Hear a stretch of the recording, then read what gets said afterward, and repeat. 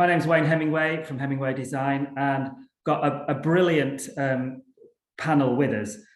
You probably noticed, well, the panel is made up of myself as a host and 4 women, and that kind of is how the fashion industry is often run, and we've fallen right into that trap straight away anyway. So we'll forget that bit of it for now, and I just want to introduce the 4 panelists. We've got, and maybe you can wave when your name's up there anyway, isn't it, so everybody can see it. We've got Safia Mini, who has been right at the forefront of ethical and purposeful fashion, you know, as long as I've known about it, and she's a social entrepreneur and the founder of People Tree. We've got Maria Chenoweth, who is she's a CEO of Trade, who are arguably the most fashionable charity known to mankind, and Maria is arguably the most stylish CEO of any fashion retailer. Could add charity to that, or any fashion retailer.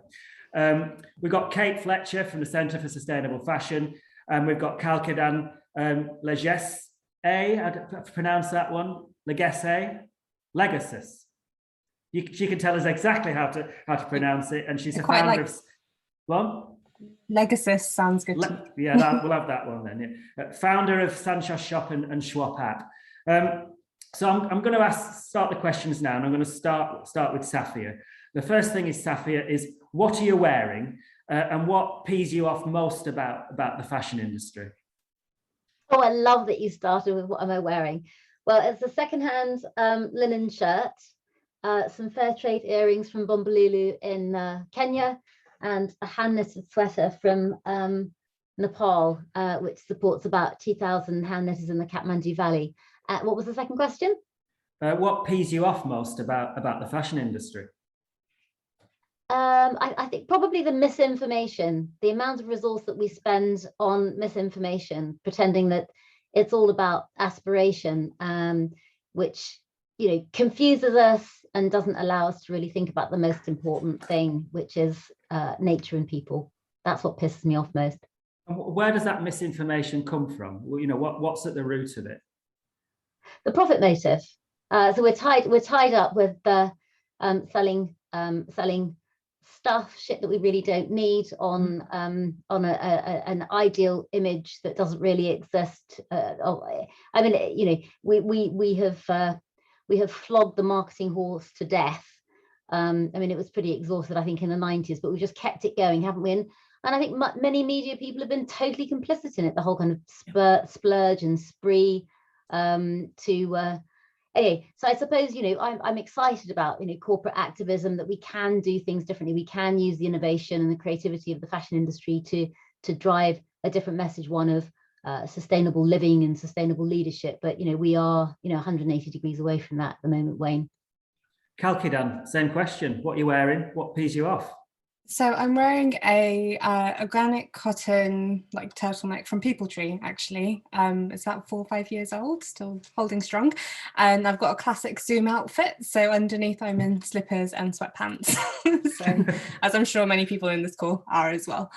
What peeves me off about fashion is, so I run a fashion business in Sancho's, and I'm building a fashion solution in Schwab. So I think what frustrates me most is quite technical. It's the reality that there are, I believe, models that can make fashion a lot better. But the effort it takes to encourage enough momentum into those models, I think, is highly frustrating. So that would be what. So your business then. Are you making clothes, or are you buying and selling? So I buy and sell clothing in Sancho's, but actually my new company, Schwab, is about giving retailers a platform in which they can recycle, repair and resell clothes at scale by leveraging peer-to-peer resale. And it's a technology that has taken about 2 years to develop.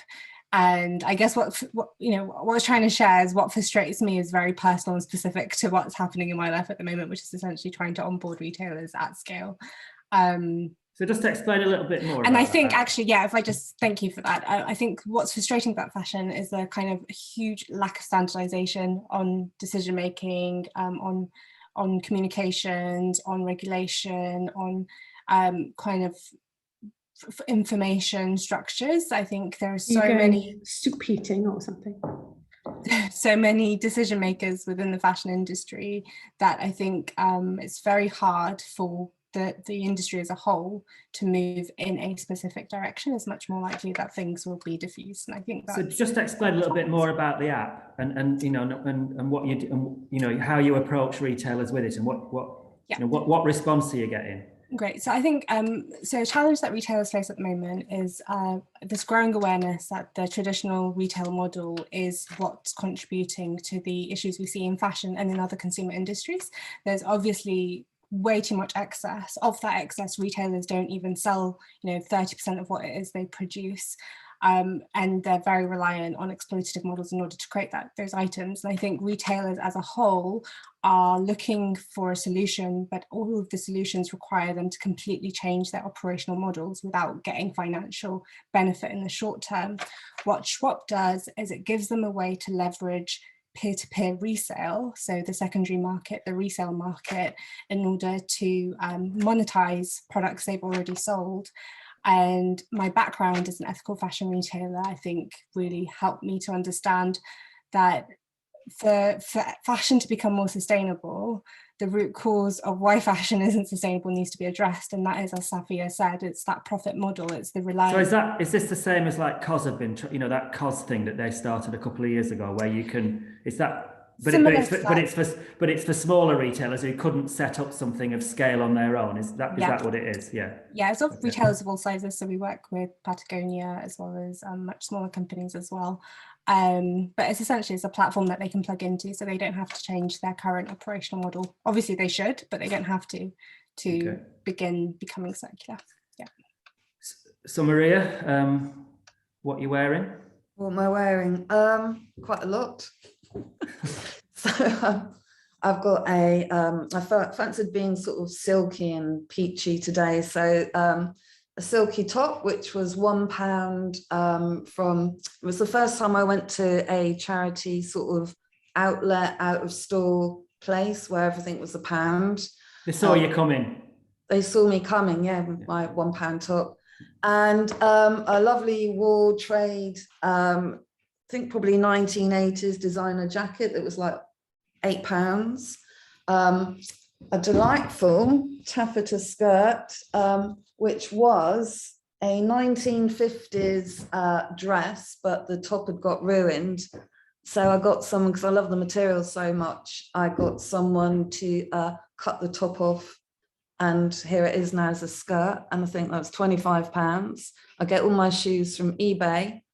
I particularly like Russell and Bromley secondhand shoes because they last and I'll have them for the rest of my life. And then on my lap, I have a blanket which was £1.99 from Oxfam, because then I don't need to put the heating on. So that is my outfit. And what pees you most off about the fashion industry? Everything. I hate it.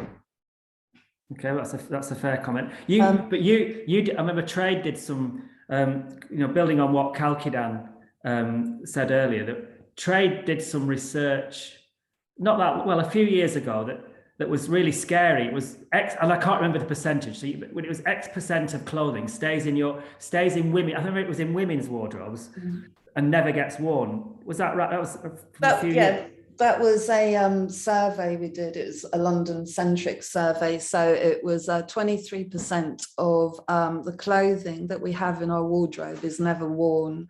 And so the sort of point of that campaign was to get people to get out of their wardrobe the clothes that they no longer wear and put them back into circulation, to sort of lessen the demand of, buying new clothes, which I know is sort of minuscule, but as everybody on the panel agrees, the fashion industry is incredibly barbaric towards people and incredibly unkind to the environment. But I've talked to you about this before, but there's still, you head up a charity retail chain that when you go into a trade store, to me, it feels like a fashion. It's a fashion shop, Mm. and it's well, the displays are good. The staff are always interesting and buoyant, and yet in the urban design work that I do, in the regeneration and everything, the amount of times I get asked by elected members of councils to, as part of our regeneration of a town centre, to ensure that there are less charity shops, because the feeling is that charity shops bring down the high street. You know, and obviously I obviously sometimes have to bite my tongue. I still go crazy at them, but I hold my hands down the side of my body when that's. But what we're going to do about that, where it's still, you know, it's to everybody probably listening in on this, and to everybody on this panel, which is, you know, we haven't got an anti slow fashion person on this panel, because it's very hard to get somebody who disagrees, but yet we know that the public disagrees, and we know that disagrees. Yeah, I'm and sure. we know that the elected members of councils who make decisions about how our towns are disagree, not in totality, but you know, fairly regularly. How are we going to change hearts and minds that what we think, you know, what you think about secondhand is right for society? You know, how we're going to do that? Well, you know, Safia touched on marketing earlier, greenwashing. So when, you know, one of the fast fashion brands declares that it has its intention to do something good in 50 years' time, it gets all these headlines, you know, and it gets free marketing, it gets free acknowledgement, and it probably makes the consumer feel safer shopping with them. You know, when good organizations do good things, and charity shops and do so much good for communities, so much good globally, we don't get those headlines. And so that, you know, in itself doesn't help drive more consumerism or more love to charity retail. So yeah, it'd be really nice to have greenwashing headlines banned and real true headlines put in, you know, even, yeah, just change the whole psyche of our news. That could come from the retailers themselves, because is it Primark that have one, that they you know, they say that they're being purposeful and ethical sourcing of their cotton, and it's something like 1%, isn't it, of their goods, and they put that in their window about that collection. But in a way, if they were being really purposeful, they would say, we've got to 1% of where we want to be, but we're 99% shit, without using that word, because that's naughty, and I shouldn't be using it on this forum. But we're 99% not purposeful, we're 99% bad, but we're trying. But they don't even say that, do they? They just they think that 1% is enough. It's free marketing, isn't it? But, you know, all the people that do good things, we don't get those headlines. Charity shops don't get those headlines. You know, imagine the Sun newspaper on the front page, or, you know, page 4, whatever, you know, just the positive impacts, you know, that good retailers have. So I'm going to move on to Kate. What are you wearing? Hi everyone. I'm wearing everyone else's cast-offs actually in my family. I've got my husband's cast-off jumper and one of my son's shirts on, and this is I think a really liberating way to dress. It's certainly one rule to follow is just to wear what other people have decided they don't want to wear anymore, and just in vicinity to where I actually live. And what pees you most off about the fashion industry? Well, maybe I would say it's a profound lack of imagination. The way that people seem to meet their imagination for fashion is by going shopping for more clothes. And this is really like giving us a glimpse, actually, that people can't really imagine or visualize or even begin to frame and sense any other types of what fashion is. But fashion as shopping for new stuff is just a tiny fraction of what fashion experiences can be, and for the industry to frame it exclusively in terms of shopping for more new stuff is basically revealing, as everybody has said already, the underlying purpose of what the sector that we're all sort of talking about is, which is one that's set on growth at all costs. So what pisses me off is this lack of imagination.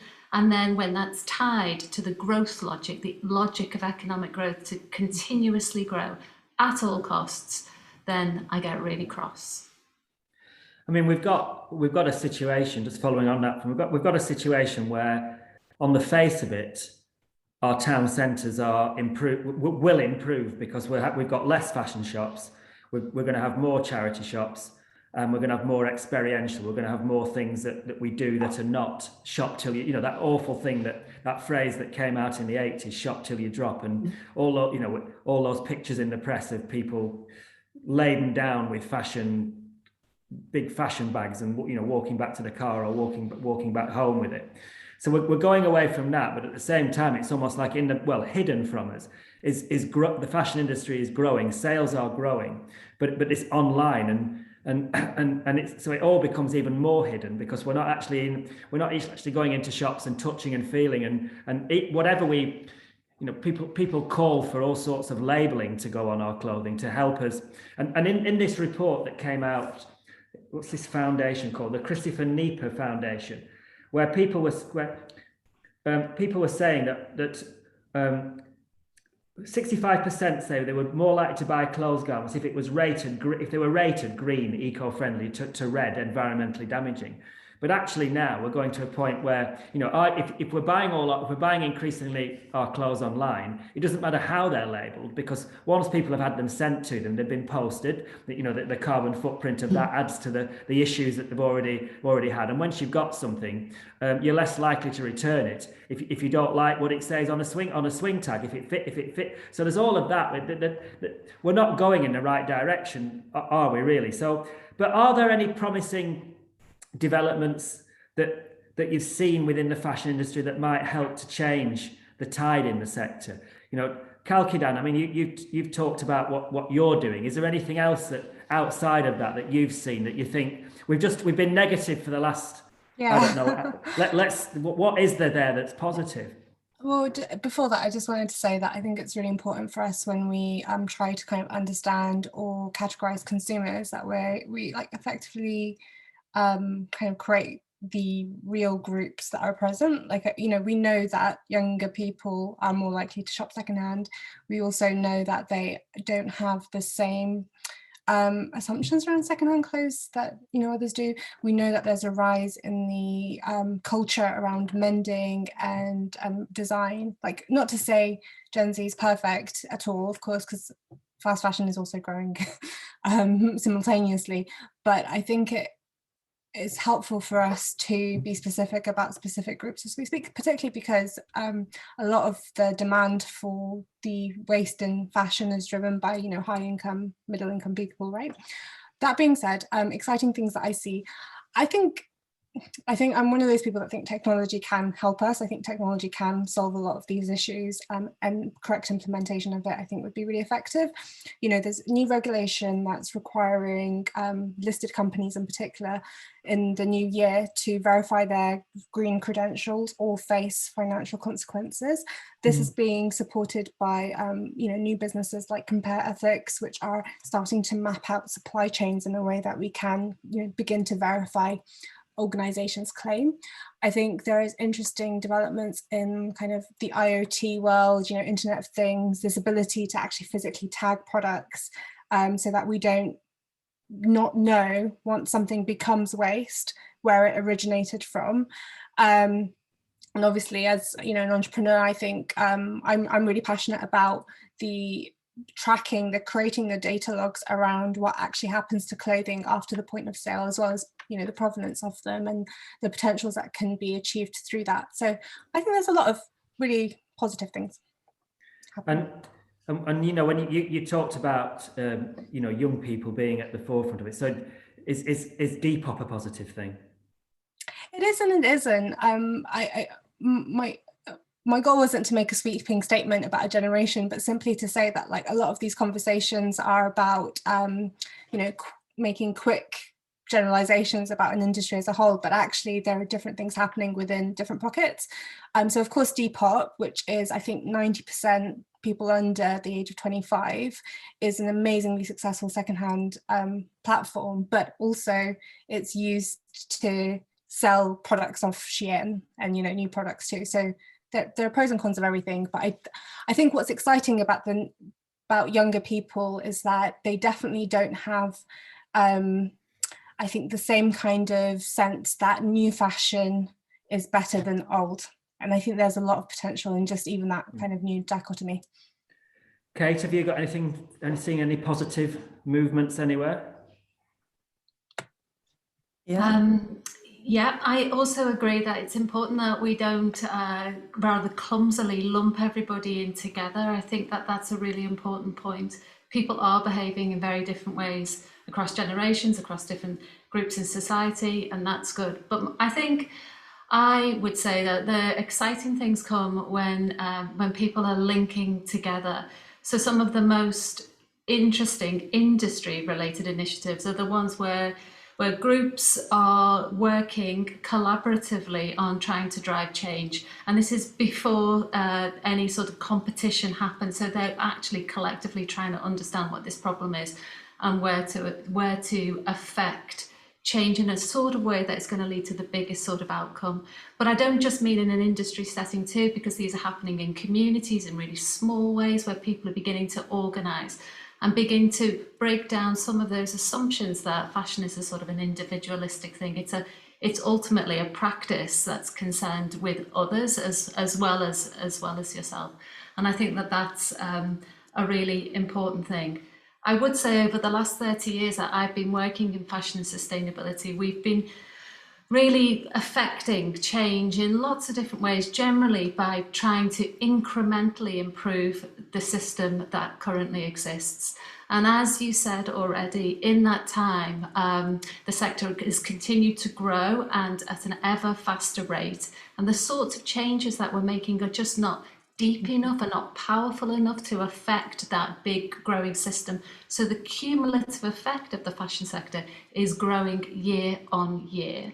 And fundamentally, what we require is a different set of approaches to the ones that we've been relying on to affect change. We can't just rely on material substitutions, on perhaps thinking about shifting to a circular model as going to fix this problem, because it's not only a problem that's material and business related in its root cause. It's a problem that's both political and behavioural. It's actually a sort of an existential challenge. So we also need to shift the debate. We need to do the stuff in the sector, the hard stuff of change, and we need to be having this other conversation too, which is about what we want from a sector within planetary limits. And that's a very, very powerful place to start. And that's what's exciting, I think, in the sector at the moment. Maria, have you seen anything? What's positive in your world?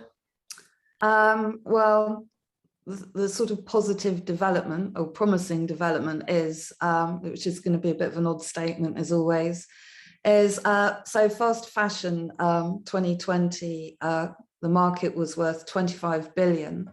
And so then it's projected by 2025 that it will be worth 40 billion. So think of the excitement of 40 billion pounds and what it can do.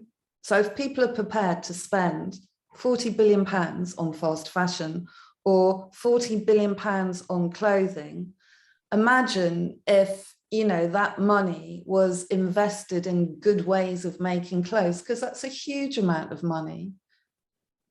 Imagine if there's what could you do with 40 billion pounds in good ways of making clothing?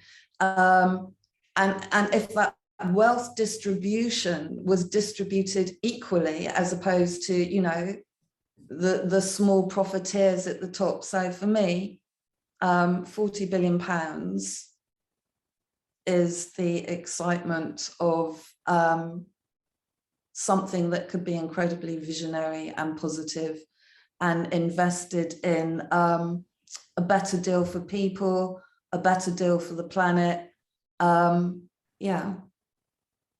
A green Safia? deal. Well, what I find really heartening, about 3-4 weeks ago, after was actually several years of pressure, the British Fashion Council told members that they had to cut production by 50%. And I've followed and interviewed, whilst I've been writing regenerative fashion, 100 leaders, and really, really impressed with Kate Fletcher and Matilda's work on Earth Logic, which looks at how we have to cut production and increase efficiency. But what it means is we have to reduce by 75 to 95% what we're making. And so the British Fashion Council kind of coming out and saying that and putting degrowth in the room, for me, was really powerful, because with it comes not only this notion of how do we bring, and there are stats out that say 5%, 8%, or 10% of greenhouse gas emissions are fashion related, which will likely grow to 25% by 2050. As everything else in proportion reduces, fashion would continue to be the same if it continues on this current trajectory. So I guess, looking at how we reduce and what that means. So to Maria's point, fast fashion, secondhand and resale becoming more important than fast fashion, are potentially buying a couple of new pieces a year as opposed to 20 or so, and keeping them for but the fashion, the British, to be, not to be too rude, but I spent a few years on the board of the British Fashion Council and on the board of things like that, and they don't have much power. You end up saying things that the government don't take notice of, and I doubt it's very different now with the British Fashion Council, and probably even less so with this government. And Kate said, that what we're doing is going to, I think what you were saying, Kate, was so Kalkidan said that that there is policy that is that, but I'm not sure what that policy is, how strong that any policy is. And Kate, you said that the cumulative effect of the fashion industry and sales were still growing, and you intimated that it's going to need. I think you intimated that it's going to need interjection in terms of sticks and more than carrots. And are there any signs of that? And if so, what? I'm asking Kate again here. What can policymakers do? What can governments do? And what should they do? It's a really good question. I think it's a question. I'm good at asking them. Yeah. It's a question with so many different ways to start answering it, and I'll try, but I think it's quite a tangle. So the conversations I have with policymakers, they frequently sort of look at you and go, well, haven't you got more power to affect change outside of Parliament than we have in? Because actually within the sort of power and influence they have is very, very particular. So unless we can imagine the sorts of interventions in this very narrow way that parliamentarians can affect laws, then we're probably not best placed to target there. I think they're definitely part of it, but we have to find what that is in particular and help that to drive it. I think it's also important to recognise that governance isn't just what happens in government. We all, as individuals, as communities, we all govern our choices on a daily basis. You decide what you're going to eat for breakfast. That's a sort of a choice about governing yourself and your. Yeah, but is it easier to choose what you put in your body than care about what you put outside of your body? I mean, I'm gonna move on to Safia on that one, because you spent years at the Body Shop, didn't you? In the I think, didn't you? If I'm right. Yes, in Tokyo when it first opened. Yeah. Yeah. So that was Anita Roddick, a hero of mine, and what she and obviously others in the company achieved was that easier than what, you know, it was very, that really moved on than not testing on animals and not just animals, but many other things. It moved it on at quite a pace, and it hit the press really, really hard, and you couldn't miss it. I remember my mum, you know, changing her habits. But nothing has ever happened like that with fashion. There's never been. I think we are on the tipping point of that happening, where, you know. Hang on. You said that to me. When did People Tree start? How many years ago? 30 years ago. Okay, so and how long have we known each other? Probably about 20 years, Wayne. Yeah, and did you say that to me 20 years ago? Well, we were both quite young. We were young. We were younger. young then. We were younger. Yeah. I wouldn't say we were young, but we were younger. But some industries have moved so much faster. Look at food. Look at veganism. We are 25% of people now. Well, we're heading to 25% of people have a vegan or a flexi vegan lifestyle. It's moved on at such a pace. Makeup and health is that. Those kind of things have moved on, but fashion isn't moving. No, well, as I said, I think it is actually. I think there's a huge movement now to look at resale, repair very, very seriously, even rental models. I mean, it's not huge. It's not huge. It's great. I mean, I've got some stats here. I wish it was huge, but it's not huge. Oh, it's not huge enough. Of course, no. Of course, it's not huge. I mean, we have to reverse the trend. Basically, we have to look at 150 billion garments and how we cut it down to 30 billion garments. What we were producing in the 70s should be. So I just want to give you some figures on that. So Diesel, who are large, they're a large fashion brand, and they launched on the 3rd of November. Diesel secondhand, and they sold 50. An international, and everybody in the world could buy. They were repaired, and they were sold at between a third and a half the cost of a new pair. And if you're thinking about jeans, which look better when they're worn, generally, that's the idea of denim, and yet. That to me is kind of a failure. I'd love to know the figures since, but it's not setting the world on fire. A worldwide launch. How many new pairs do you think they sold on that day? It will have been in the hundreds of thousands. And the PR, yeah, you can, but the PR around it was massive, and the public didn't respond. I think that the reality is, like, lots of different versions of this business model will need to be tested before the one that works effectively will come up. Like, perhaps Diesel was unsuccessful in marketing its secondhand products effectively, but there are numerous examples of very, very successful secondhand sellers. And I don't know how you're qualifying, 500,000 UK vegans in relation to one figure of UK sustainable fashion shoppers. Like, I think those equivalents aren't easy to compare at a high level. And I think if the point is that people should be slowing down their fashion consumption, I think that there's every prospect that they might do.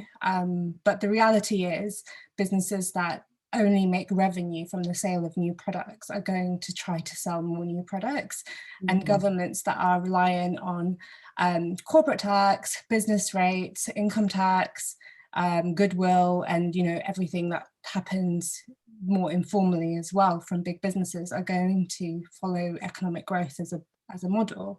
And so I'm banking the next 5 years of my career on this idea that if brands can effectively monetize the lifespan of products, and they were less incentivized to produce new products, they'd behave differently. And of course, how's that incentivized? Let's just expand on that. And how do you see, where does this incentive come from? There's lots of value now in peer-to-peer resale. So there certainly isn't as much value in brands recovering items and selling it back to users. Like, that isn't a hugely valuable market, but there is a lot of value in peer-to-peer resale. And Schwab just helps brands leverage that, essentially.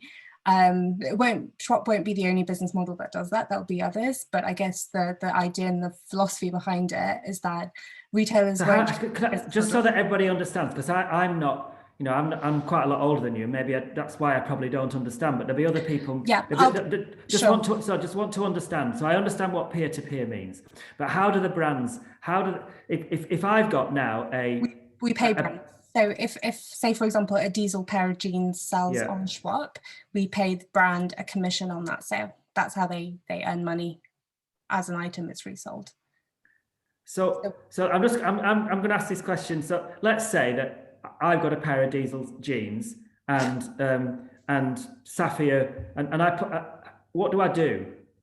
So it's a peer-to-peer resale platform like Depop or Vinted. Yeah, so let's say Safia buys them off me. So when Safia buys them, we take a commission, we take 10% and we pay that back to the brand. That's it. It's not. And what does and so the brand's getting that. The brand's getting a percentage of our transaction. And what are you expecting from the brand for that? The data around what happens to their products. What we're expecting from the brand is transparency around how many products they sell, what their products constitutes of, what the provenance of those products are, and where they end up at the end of their life. That's what they get in return. But like, not to focus too much on the Schwab business model, because that's not what I'm hoping to do. But the point that I'm trying to make is that the model that relies on new product sales is going to maximize the amount of products it can sell. And the most successful businesses are the ones that can do this fastest and at the highest volume.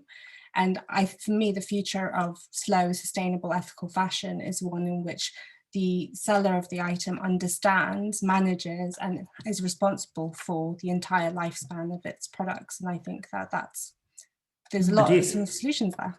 So obviously, one of my favorite brands is Patagonia because they get it and they do that to an extent of what you're talking about.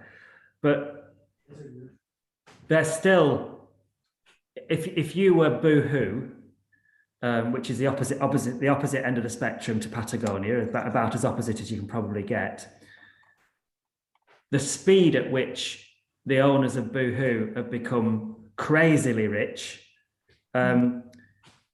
What is going to stop more Boohoos in the future than Patagonias? Can I come in here? Yeah. Sorry, I'm throwing this. Sorry, it's hard on this, but that is a thrown open question.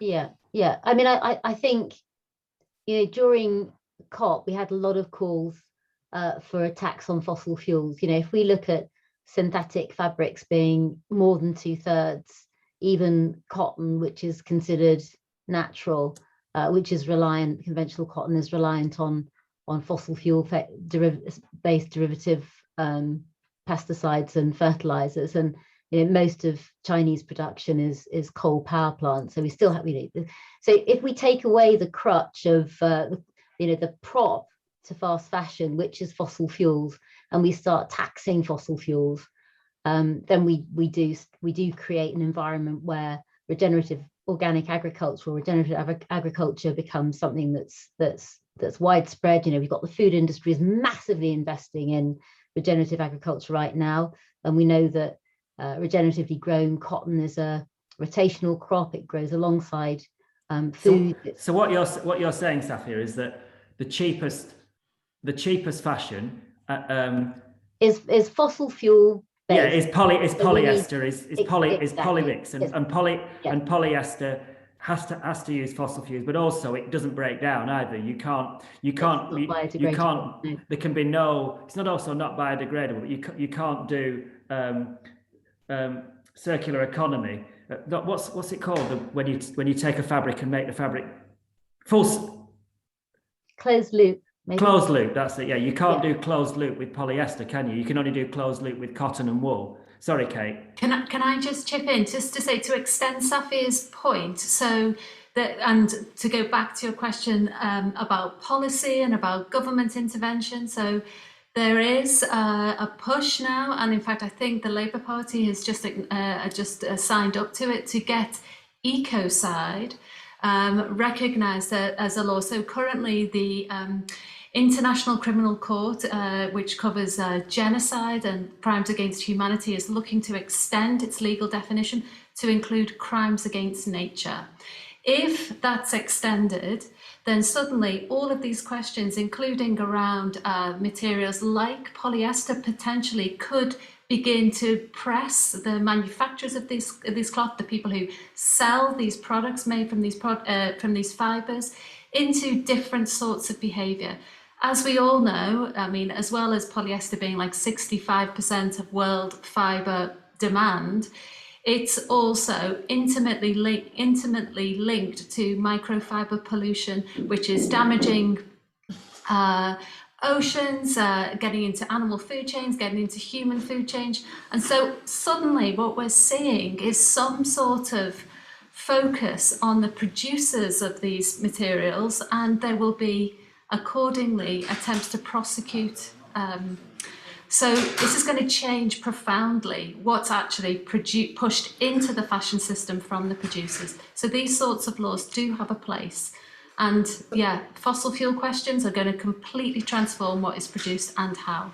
I've just seen a comment come up. It just flashed on my screen from one of the people tuning into this, and it was about, and I can't actually see it now, but I think I got the gist of it. That it was asking.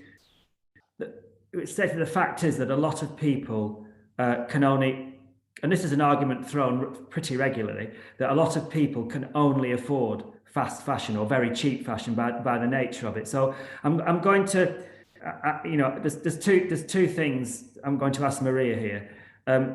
You know, that statement about, I know one way you can answer this, but that statement about that some people can't afford the Patagonias of this world, for example, which, you know, is a very big difference in price from the Boohoo's and the god awful Sheens and all of that. So there's that side of it. What can people do? But also, I want to ask the question: can fast fashion be good? Could it ever? You know, we can turn things around on our head in so many ways, can't we? You know, we've done that through society. You know, there is a chance. There is a chance that ultimately the way that cars, probably not in my lifetime, but I've heard something yesterday which don't need to go into now about how we could get to the point where batteries are sustainable in terms of the mining of them, and we will be at a point where every single car is electric. You know, are we going to get we're not going to dispense with cars, but the cars are not going to harm us as much as they did. Can we get to that point where fast fashion is good? Are you asking me? Yeah, sorry, Maria. Yeah, I am. Yeah.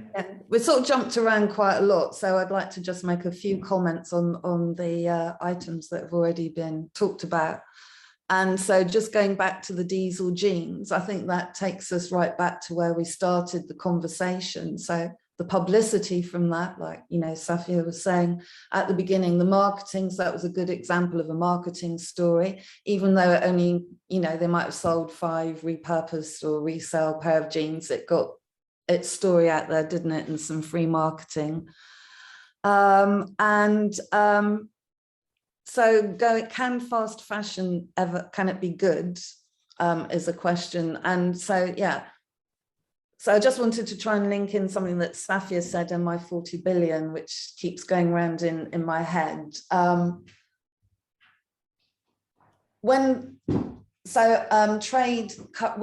the money that trade raises goes to try to undo the bad things that happen within the fashion industry. And it's, you know, I totally appreciate it's a drop in the ocean.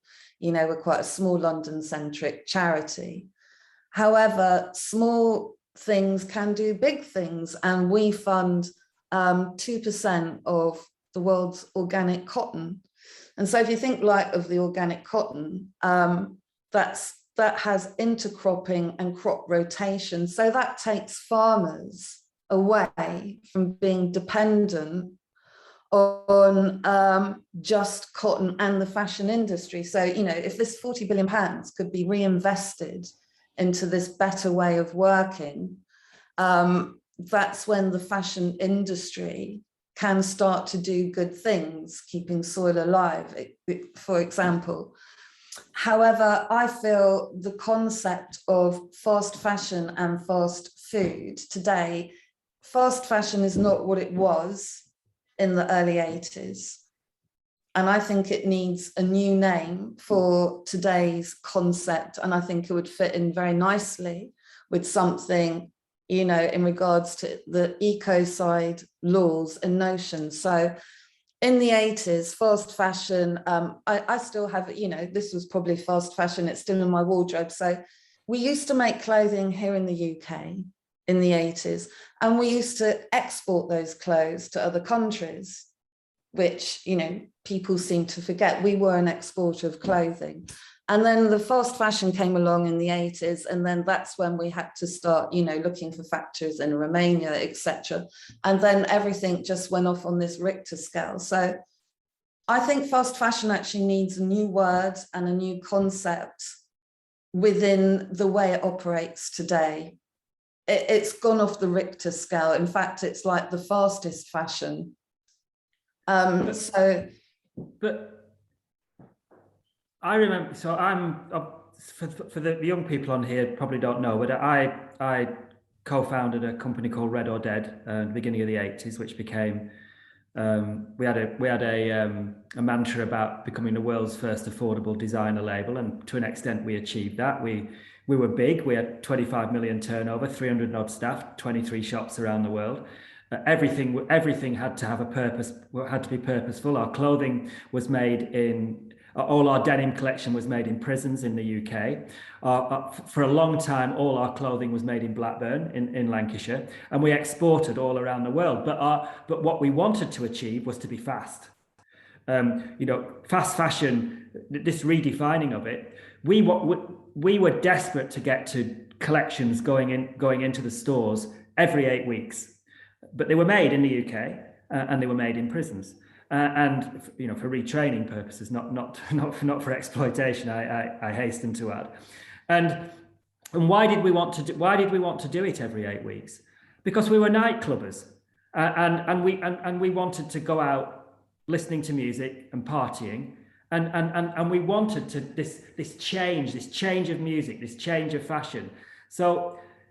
And yes, we were mixing it with secondhand clothes, and yes, we were doing that. But we've also got to remember that fashion is exciting, and it helps you feel good about yourself, and it helps you pull at the ultimate thing, which, you know, is quite an important thing going through life. So. I'm you know what, Wayne? I think, but I would like. Just one thing. I would like fashion. Is anything but cool. I mean, it's just really uncool. Yeah, but can we? Can we ever get to the point where fashion does good? You know what I'm trying to say is. Just to say that I think sometimes there's a bit of a confusion about the fast. It's like fast fashion. What fast fashion is actually, it's just a business model. There are loads of different ways of being in business, and fast fashion is a particular business model that that produces in huge volumes and sells at very low prices. So that has increased the volume of products that are sold, because it's effectively like loss leaders pushing through sales, drawing consumers into shops, and then churn effect. So the fast fashion as a business model is absolutely not aligned to working within planetary boundaries. It's absolutely not. But there are business models around fashion which are exciting. It's false to sort of collide the two. And there's not. And the thing about speed. Tell us the exciting ones then. Pardon me? Tell us I want to know what I'm trying to get at is, can fashion be a force for good?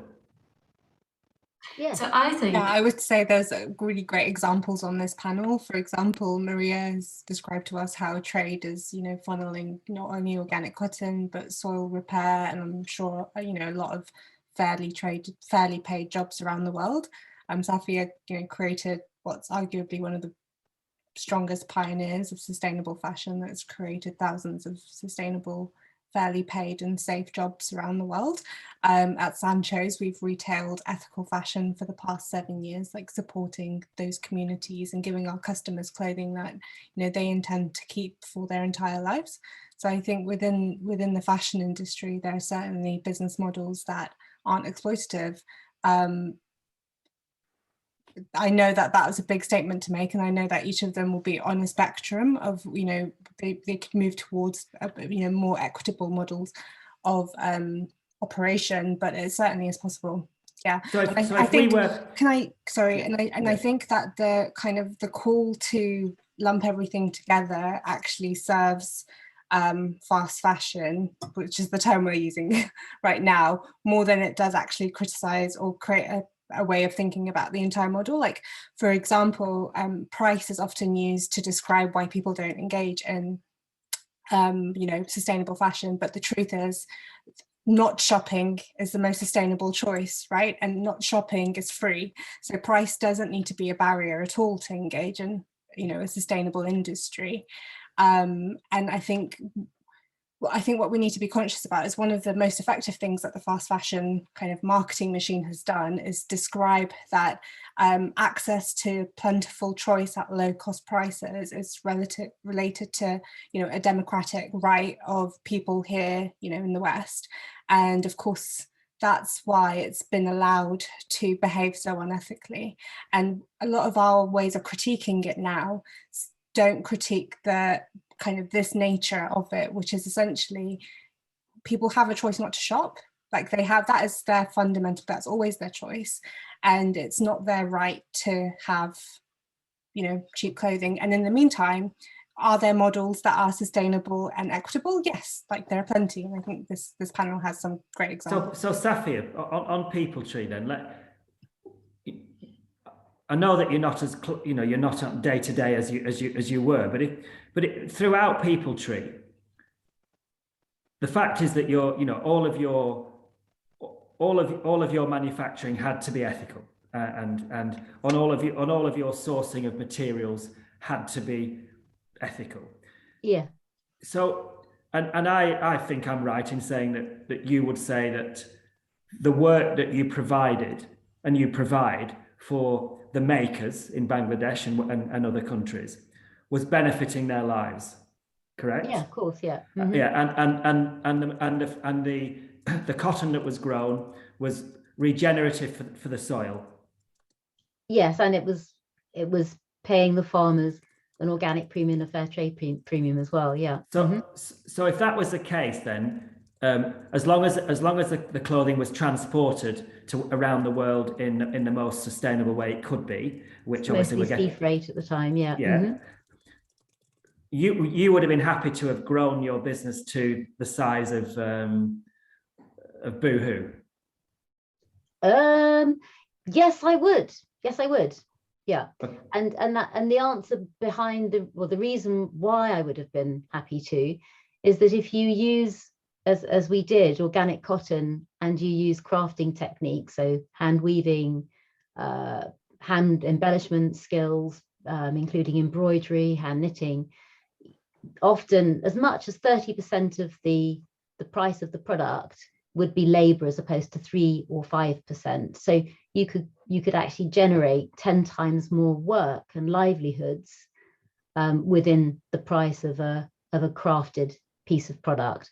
So, you know, if what we're looking at is how do we use, you know, coming back to Kate's point, you know, how do we create a new industry within planetary boundaries? So reducing natural resource use, that's water as well as all of the other inputs.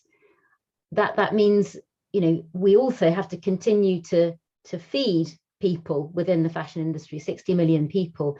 And we know, you know, finance people are saying now, we're not going to be able to transition to real net zero without also looking at a just transition. And we'll have to look at that within the fashion industry too. So I think that craft and regenerative organic agriculture is really a big key to that. And kind of coming back to your point, really, Wayne, you know, localized production is also really important. You know, I spent the summer going around meeting the wool marketing people up in Bradford, meeting regenerative sheep farmers, understanding that it didn't even make sense for them to shear a sheep these days, and how they were looking at sheep that might be injected and their fleeces fall off. You know, wool is an incredibly important fabric, and whilst, you know, George Monbiot quite rightly calls them woolly maggots, and we shouldn't have them in the Highlands because we should be rewilding the Highlands. If we do reduce to 30% less meat eating in this country, you know, we can also be producing wool and flax and probably hemp also within Europe, and looking at a localized fashion economy. So I think there are lots of different pathways to creating what the new model will look like, but we do have to put livelihoods and nature protection at the center of it. This is just a question now for the Eden crew. Are we doing questions for the audience? Are we doing questions from the audience or not? Well, there's been a few that have come in, but some of them you've touched on. So there's a lot about how do we influence the big companies to sort of change behaviours. There's a lot around that, and a lot around swapping, which has now been renamed to FAFI, the fight against fast fashion, and having a swishing event. But no, I think we're probably getting short on time. So there are some questions here, but what we could do is post those to you guys in the panel and get some written answers that we can go back out to people with later. Okay, I'll carry on then. So Safia just talked about localized production, and I really like what people like Patrick Grant is trying to do with community clothing in the UK. But I'll go to Kate on this one. Do you think we've got enough skilled people, and are we training enough skilled people if we start to bring manufacturing closer to home? What you're on? Sorry. Yeah, sorry. This is a question that the answer is both yes and no to. It's one of those classic confusing spaces to enter in. You speak to some people and they say, oh, there's such a shortage of skilled people. And then you go into the haberdashery shop, which is in the local town to where I live, and the pin board there is full of cards and little messages of people saying, well, I can do a bit of sewing. Does anyone need a little curtain making? And what you realise actually is the sorts of skills that the industry thinks it needs are perhaps there, but they're not described in quite that way by the people who actually have the skills. I think there are loads of skills around making. There always needs to be more. I really want to see fashion as a way to build community in the UK, to make the sorts of places in which we live better because of our fashion expression and interaction. I think it has to be distinctive. It has to fit into the place that we live in. You can probably tell that I'm from Liverpool, and I can really see the role that fashion has played both in the history of Liverpool and the expression of what it is that makes Liverpool what it is still today. And this can be really enhanced if we're very sensitive about the way that we do that. And we also recognise that this has to be a choice that we don't push through limits. We have to hold ourselves within a specific size and really enjoy that there. But about skills, there are people with skills. It's perhaps just linking them together. So I'm just going to take a sideward step now. We've been talking about environment and the impact of fashion on the environment mostly. But I know that Safia, you feel that there's racism in the industry as well. Well, yes, I mean, I think the fashion industry really had to sit up during the Black Lives Matter movement, because not only did it put a spotlight on the glass ceiling within the fashion industry for Black and brown people, but it also put a spotlight onto the awful coercive control and systemic racism within our fashion supply chains, without question. So I think that there's definitely been, and I know with FACE, for example, which is a group of academics, of Black and brown academics within fashion, that it's been an opportunity to really look at how we're how we're educating within the fashion industry for a new industry and for new messaging. Actually, maybe one of the reasons we're in the mess that we are in now is because we have way too little diversity on boards, both in terms of gender equality and of people of colour on boards. So we're going to end now with the last two things, which will end on some positivity. So the first one is, what small and large changes can consumers make to keep enjoying fashion in a more sustainable way? Can you share any tips? We'll start with Maria.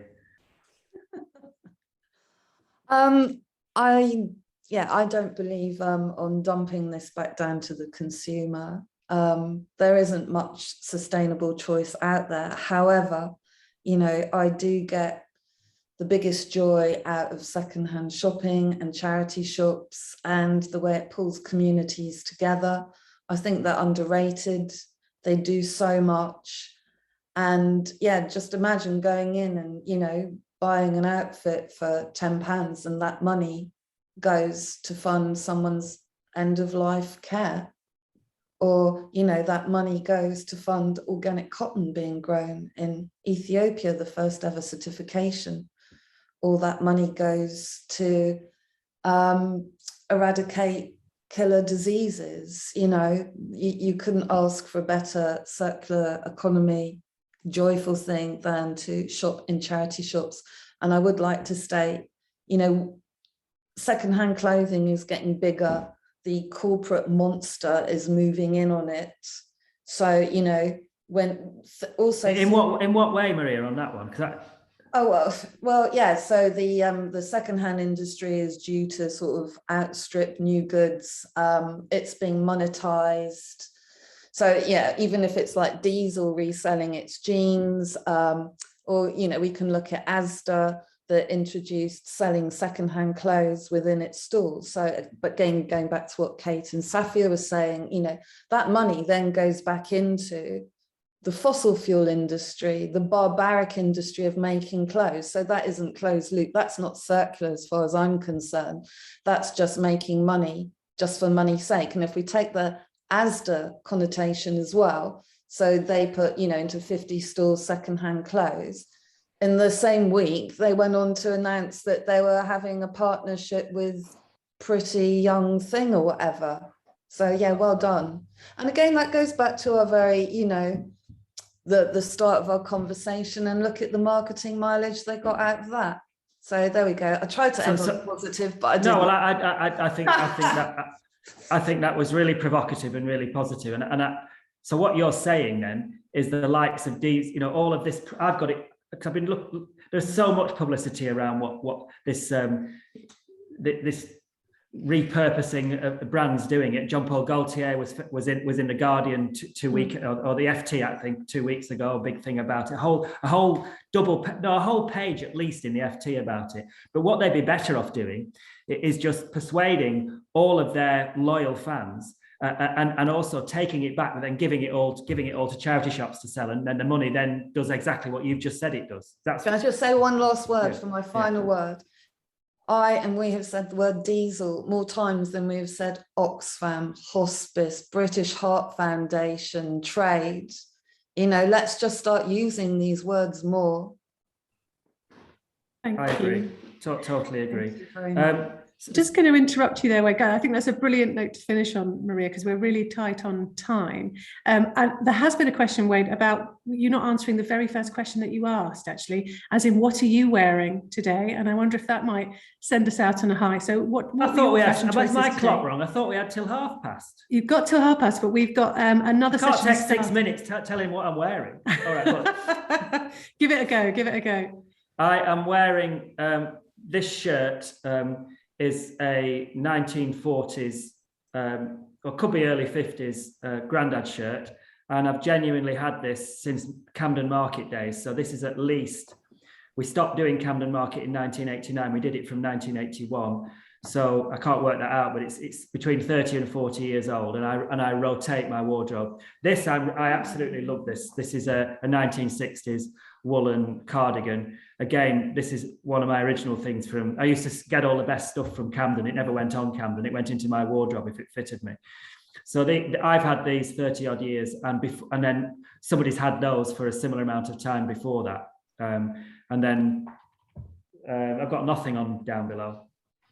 Wow. Well, that is a note to end on. I have had somebody say they'd like to hear the positive responses of the other ladies. So I don't know if anyone else wants to come in after Wayne's bombshell there. Yeah, that we do need to hear the positivity. Yeah, I've got a couple of things that I could add. I would say that perhaps one thing you could do is to read Earth's Logic, which unfolds an entirely different way of engaging with fashion, which is removing the growth logic from the equation and starting from a logic that places Earth and caring for the Earth and all its species at the centre of all fashion activity. There's a link in the chat.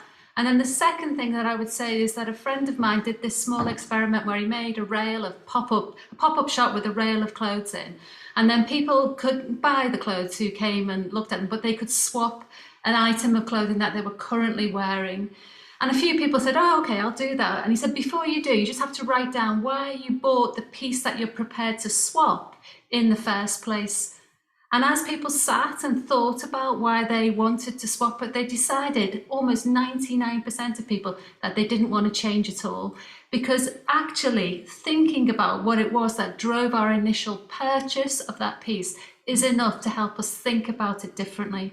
And ultimately, this is about a change in the way that we engage and think about the things that we've already got. Kalkidan, what's your tip for the public? Yeah, for sure. I think that I think we need to embrace changing business models. I think that there is a real opportunity in increasing the transparency with what happens to clothes. I think retailers and brands are parts of these conversations, and they're looking for how they can find their way out of business models that are inherently pollutive. Of course, there are shareholders who are driving fast fashion, but in every organization is full of people who are trying to make impact with their work.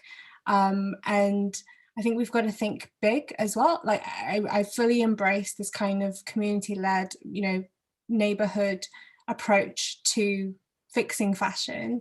However, a lot of these issues are global in scale, and a lot of our solutions need to have that approach as well. And I would just finally encourage everyone to join Schwab. We've created the tools for brands of all sizes to offer resale, repair and recycling. And we're hoping to, add a huge level of transparency to the end of life of products, and we need people to join for us to be able to do that. Thank you. Thanks. And then Safia, 30 seconds. Yeah, if you're going to buy new, buy ethical, crafted, organic or fair trade. But yeah, I mean, the most sustainable purchase is to go through your wardrobe and reorganize it and find that you actually don't need anything. Well, thanks to Kalkidan, thanks to Maria, Safia, Kate, and back to Lindsay. Thank you so much, everyone. That's been a fantastic. I love to hear all your passion in there. Great to meet some like-minded souls as well. And there was lots going on in the chat, so we will make sure we save all those links and put that up on the website for people to access or out in the email. Just so you know, the festival is carrying on for the next 24 hours-ish, a little bit longer. So do join in with some of our other sessions. We've got Matt Winning doing a comedy set all about how the world is in meltdown later tonight. Tomorrow we've got a Mend Assembly session where you can learn more about recycling t-shirts into bags and things. So there's loads going on. Please do stay tuned, and we like to say thank you to our amazing panel. So thank you very much for an incredible discussion. Thank you. Thanks for Thanks everyone. Bye.